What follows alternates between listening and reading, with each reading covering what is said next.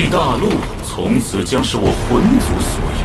如果你们降服于本地，可以保全你们血脉。我已晋升斗帝，即便萧炎出关，照样只能臣服于本地。笑话！当年我斗气全失，受辱退婚能退缩，中州的浩劫就此结束吧。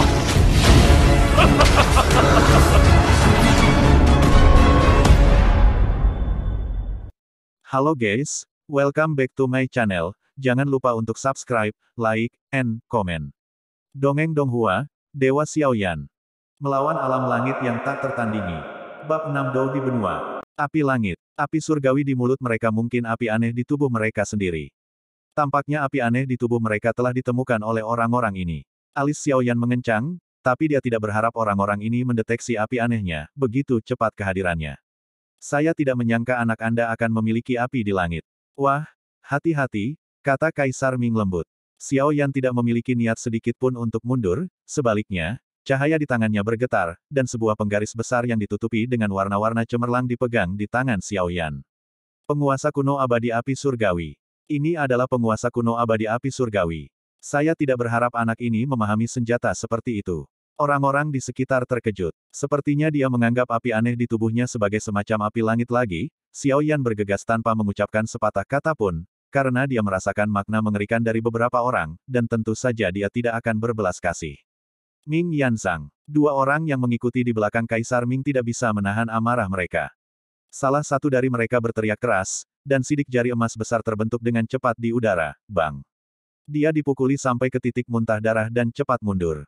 Xiaoyan juga langsung memukul mereka bola-balik. Mereka bertiga bergabung untuk mendorong mundur beberapa orang dalam waktu singkat. Mereka tidak menggunakan kekuatan penuh mereka. Mereka semua sepertinya takut pada Kaisar Ming yang berdiri di belakang Xiaoyan. Haha, nama Tianhuo memang benar. Hari ini benar-benar membuka mata bagi orang tua ini.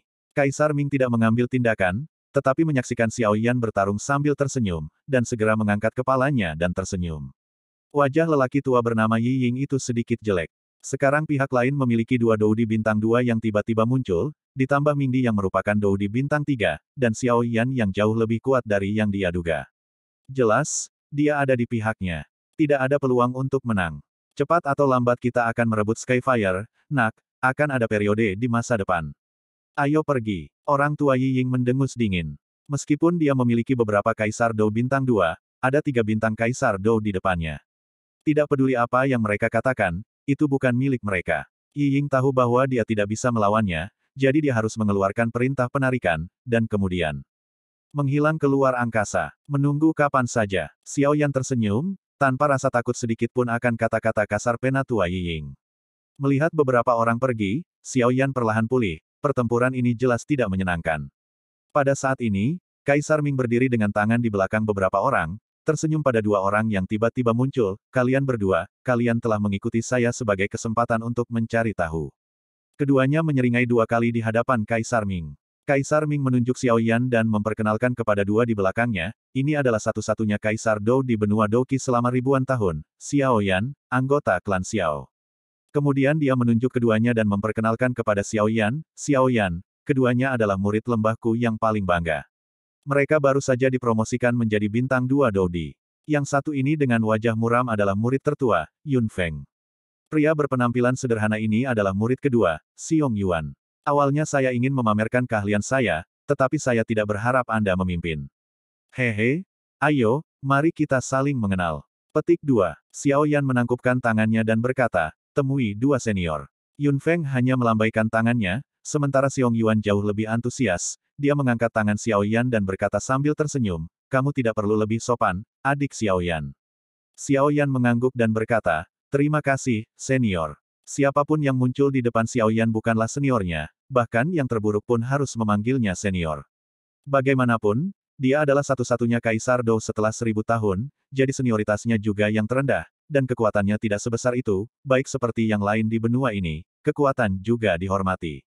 Kaisar Ming mengangguk, lalu berkata, Xiaoyan, tampaknya keberadaanmu telah terungkap, kita harus bergegas kembali untuk menghindari lebih banyak masalah yang tidak perlu.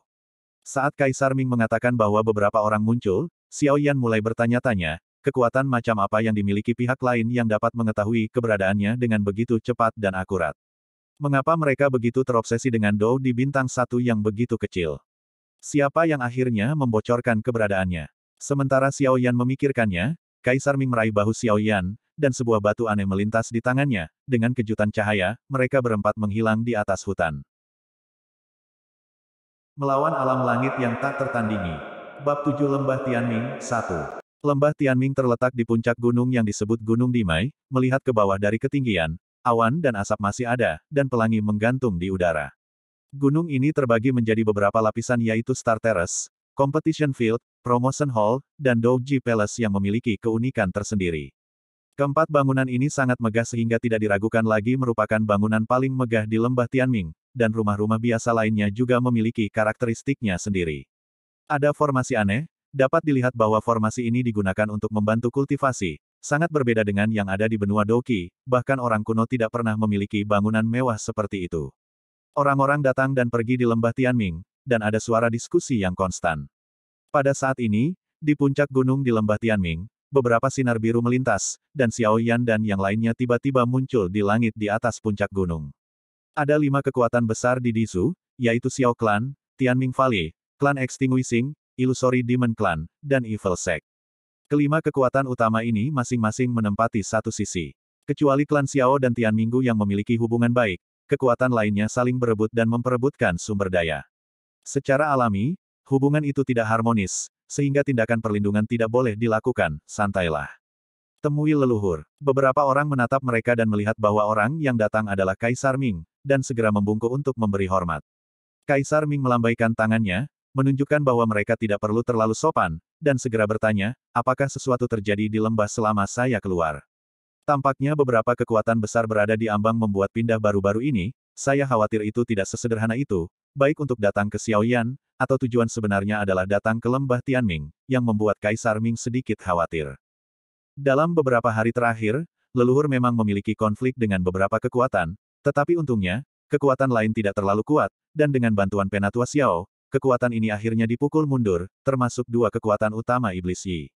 Klan dan Klan Iblis Ilusi. Berpartisipasilah, sisanya adalah geng dan faksi kecil, semua datang untuk menambang, tetapi tidak ada dari mereka yang menimbulkan ancaman. Beberapa orang berdiri, dan di antara ketiga pria itu, seorang pria di tengah melangkah, maju untuk melaporkan. Mendengar 2 kekuatan utama dari Klan Iblis Ilusi dan Klan Iblis Ilusi, Kaisar Ming segera mengerutkan kening, dan setelah berpikir sejenak, dia berkata kepada Xiong Yuan yang berdiri di belakangnya, Xiong Yuan, bawa Xiao Yan untuk berkunjung dulu, aku akan mengurus sesuatu. Xiong Yuan mengangguk, dan Kaisar Ming pergi bersama mereka bertiga, dan Yun Feng di belakangnya juga pergi satu demi satu. Xiao Yan, ayo pergi, aku akan membawamu mengunjungi lembah Tianming. Xiong Yuan tersenyum jujur dan berkata kepada Xiao Yan yang masih melihat sekeliling. Berdiri di sini, Xiao Yan dapat dengan jelas melihat seluruh gambar seluruh pegunungan Tianmo, pegunungan yang terdiri dari puncak yang tak terhitung jumlahnya, berputar-putar, tampak seperti naga tulang di udara, penuh dengan aura yang mendominasi. Yah, aku akan merepotkan senior Xiong Yuan. Xiao Yan berterima kasih padanya. Dia juga ingin melihat bagaimana benua Dou berbeda dari benua Doqi. Xiong Yuan tersenyum dan mengangguk, jika saudara Xiao Yan tidak menyukainya, kita harus menjadi saudara. Senior dan senior terdengar canggung. Kata Xiong Yuan riang, sangat sayang, membawa dengan Xiao Yan masuk lembah. Di lembah, beberapa sinar matahari jatuh, dan pemandangan lembah Tianming bahkan lebih terungkap. Xiong Yuan berjalan perlahan dengan Xiao Yan, dan orang-orang di sekitarnya melirik aneh. Murid-murid di Tianminggu semuanya mengenakan pakaian yang sama. Pakaian Xiao Yan yang tidak biasa tentu saja menarik perhatian banyak orang. Namun, dengan Xiong Yuan di sisinya, tidak ada yang bertanya. Dari waktu ke waktu, beberapa orang dengan hormat menyapa Xiong Yuan, karena kepribadian ceria Xiong Yuan juga sangat populer di Guzhong. Dalam sekejap mata, saya datang ke tempat bernama Xingchen Terrace. Xiao Yan terkejut dengan struktur Star Terrace. Star Terrace seperti gunung menggantung di udara. Area itu sangat besar, dan banyak orang datang dan pergi dari waktu ke waktu. Xiong Yuan melihat ekspresi terkejut Xiao Yan dan tersenyum, tapi dia tidak terlalu terkejut, memikirkan penampilannya yang tidak menjanjikan ketika dia datang, hatinya juga memicu sedikit nostalgia. Ayo pergi, aku akan membawamu ke sana untuk melihatnya. Xiong Yuan berkata dengan lembut, sosoknya perlahan naik. Xiao Yan juga mengikutinya dan perlahan-lahan terbang, Dan yang menarik perhatiannya adalah orang-orang yang tak terhitung jumlahnya yang duduk di dalamnya, masing-masing memancarkan sinar cahaya yang menyilaukan, napas kuat yang tak terhitung bertiup ke arah wajah, seluruh teras bintang riak-riak berdesir seperti riak di permukaan air, dan ada banyak pembudidaya duduk di setiap riak, dan sinar cahaya yang menyilaukan memancar dari tubuh mereka. Xiao Yan sedikit terkejut. Ini adalah pertama kalinya dia melihat skala kultivasi yang begitu besar. Dia ingat bahwa tidak pernah ada barisan seperti itu dalam kompetisi pemurnian obat tahun itu. Ini benar-benar menakutkan, kata Xiao Yan sambil tersenyum, matanya menyapu, dan akhirnya berhenti di bawah monumen batu. 3 karakter besar, teras Xingchen, yang bersinar dengan kecemerlangan aneh muncul di mata Xiao Yan. Kemudian, saat Xiong Yuan melangkah ke platform bintang, energi aneh membanjiri langit, dan Dou Qi di tubuhnya sebenarnya mengalami sedikit peningkatan fluktuasi. Bersambung. Terima kasih sudah menonton dongeng Donghua Battle Through the Heaven ini. Jangan lupa untuk subscribe dan like. Terima kasih, sampai jumpa di video berikutnya.